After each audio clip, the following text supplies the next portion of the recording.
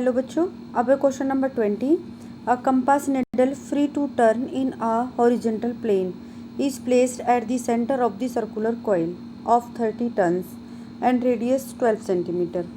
Number of turns कितने दे रखे हैं आपको? 30। रेडियस कितनी दे रखी है? 12। The coil is in a vertical plane making an angle of 45 with the magnetic meridian। Magnetic meridian के साथ वो एंगल 45 डिग्री का बनाती है coil. When the current in the coil is, इतना करंट पास होता है 0.35 ampere. The needle points west to east. जो निडल है वो वेस्ट टू ईस्ट की तरफ पॉइंट आउट करती है। देखो, सबसे पहले हम डायग्राम देखते हैं। ये डायग्राम है, ठीक है, ये डायग्राम। ओके, अब इस डायग्राम के अंदर समझो क्या क्या चीज़ें हैं, क्योंकि डायग्राम क्लियर हो गया फिर तो कोई दिक्कत ही नहीं है। अभी देखो इसमें कि ये मेरे पास इधर साइड नॉर्थ हो गया, इधर मेरे पास साउथ है। ये हमारे पास मैग्नेटिक मेरिडियन है, क्योंकि south to north magnetic meridian होती है, मैग्नेटिक मेरिडियन, ठीक है। अब इसके 45 डिग्री पर ये कॉइल ऐसे रखी हुई है, ऐसे। अब ये देखो, सेंटर पे एक कॉइल 45 डिग्री बना दी है, तो इस कॉइल को हम ऐसे रिप्रेजेंट नहीं कर सकते।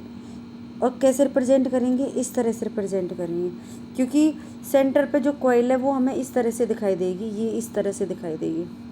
कॉइल को देखना, ठीक है। तो अभी देखो इधर, ये इधर आपका नॉर्थ, ये आपका साउथ।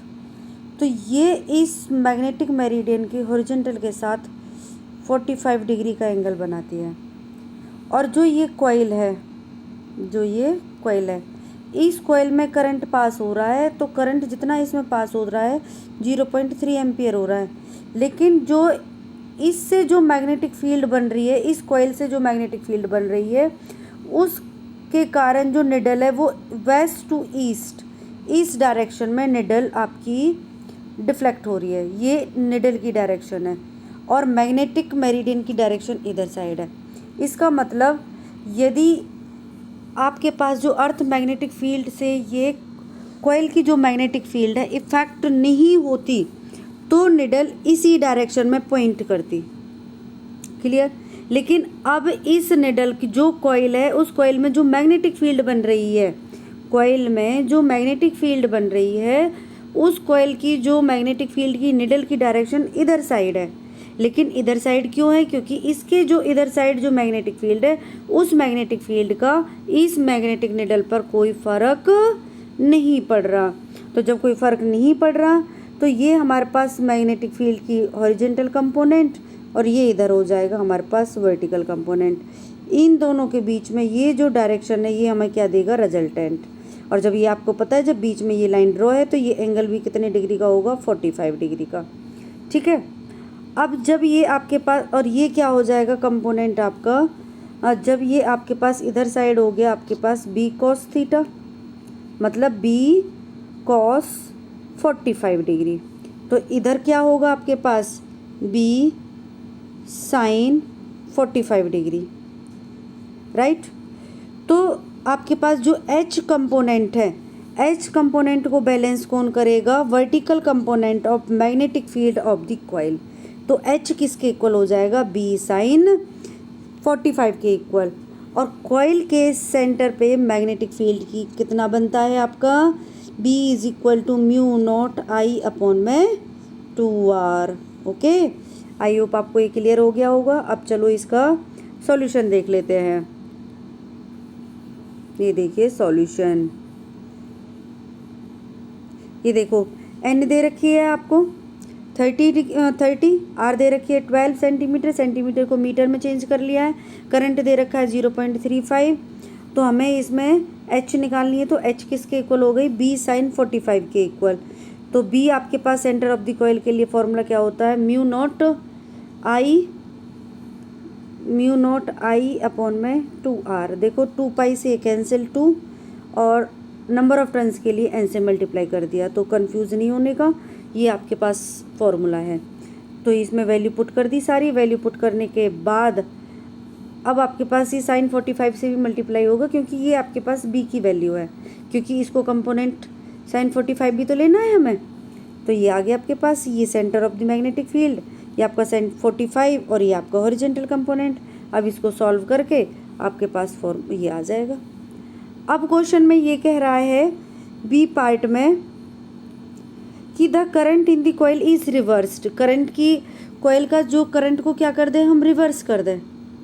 ठीक है, रिवर्स कर दें तो by an angle of 90 degree, और 90 डिग्री उसको एंटी क्लॉकवाइज डायरेक्शन में उसको रोटेट भी करा दें और डायरेक्शन प्रिडिक्ट करनी है। देखो ये हमारे पास मैग्नेट अर्थ की, ये इधर साइड एच कंपोनेंट, इधर साइड नॉर्थ और इधर साइड साउथ। तो ये आपके पास वेस्ट से ईस्ट में थी पहले, और कोयल को ऐसे रखा था क्योंकि ये हमें कोयल ऐसे दिखेगी। अब इस कोयल को एंटी क्लॉकवाइज डायरेक्शन में ऐसे रोटेट कर दिया, तो इसका मतलब अब हमारे पास कोयल कहाँ आ जाएगी, यहाँ पे आ जाएगी 90 डिग्री रोटेट करने पर। तो अब हमारे पास ये नहीं रहेगी। ठीक है, क्लियर। अब ये देखो, ये इसके साथ एंगल 45 डिग्री का बनेगा, ये 45 डिग्री का एंगल बनेगा। ओके, तो जब ये हमारे पास 45 डिग्री का एंगल इसके साथ बना रहा है तो ये एंगल हमारे पास 45 बचेगा। अब जब ये हमारे पास कॉइल है और इस कॉइल की जो मैग्नेटिक निडल है, जब तो वो पहले तो इधर साइड शो कर रही थी, इधर साइड शो कर रही थी, अब किधर साइड शो करेगी, इधर साइड शो करेगी। अब जब इधर साइड शो करेगी तो रिजल्टेंट मैग्नेटिक फील्ड क्या किधर आ जाएगी, इधर साइड।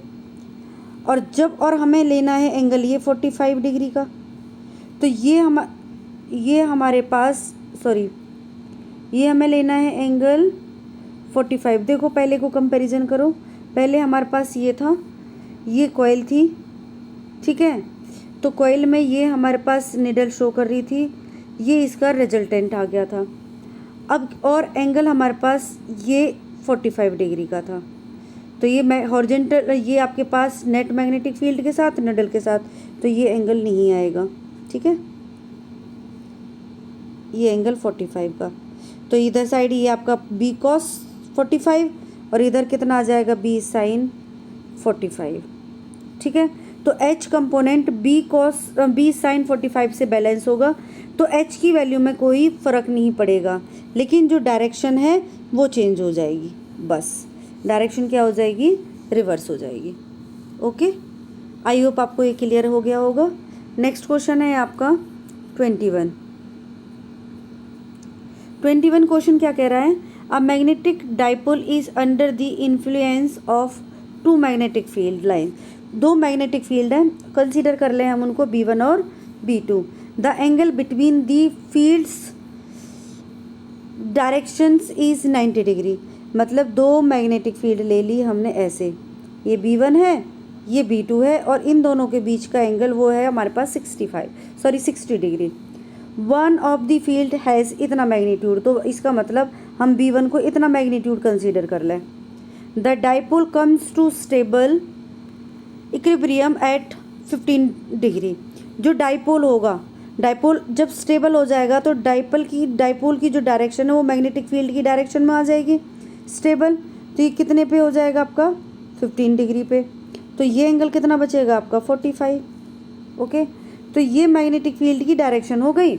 तो हमने पढ़ रखा है कि जब दो वेक्टर है हमारे पास, ये हमारे पास ए वेक्टर, ये मेरे पास बी वेक्टर, दोनों एंगल के बीच में यदि 60 डिग्री एंगल है, मीन्स ये हो गया मेरे पास थीटा।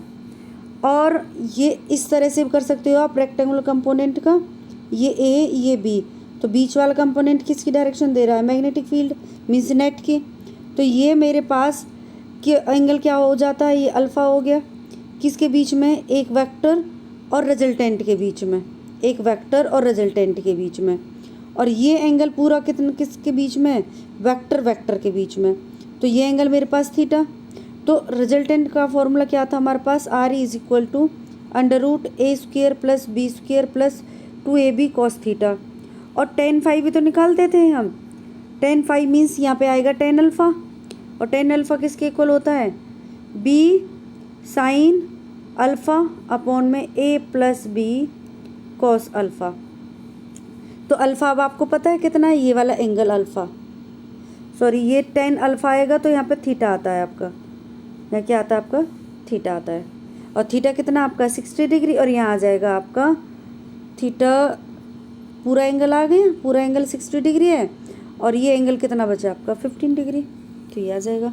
इस तरह से सॉल्व कर लो। या फिर आपको पता है स्टेबल कब होगा, जब दोनों का जो दोनों का हमारे पास टॉर्क होगा वो क्या हो जाए, इक्वल हो जाए। देखो ये डायग्राम बना हुआ है, दो मैग्नेटिक फील्ड ले लिए हैं B1 और B2, ये डाइपोल हो गया 15, ये पूरा हमारे पास 16 है, तो ये कितना बच गया हमारे पास 45 डिग्री। ठीक है, तो जो टॉर्क होगा τ1 इज इक्वल टू τ2, तो MB ये लिखा हुआ फॉर्मूला होता है टॉर्क का, tau is equal to MB sine theta. तो M तो हमारे पास दोनों में सेम, तो B1 और B2 मैग्नेटिक फील्ड, ये B1 के साथ कितना डिग्री का एंगल 45 का, और B2 के साथ कितना एंगल बना रहा है वो डाइपोल आपका 45 का। 45 और 15 की वैल्यू पुट करके आप B2 की वैल्यू पुट कर दो, ये हो जाएगा आपका सॉल्व। ठीक है, क्लियर, ओके।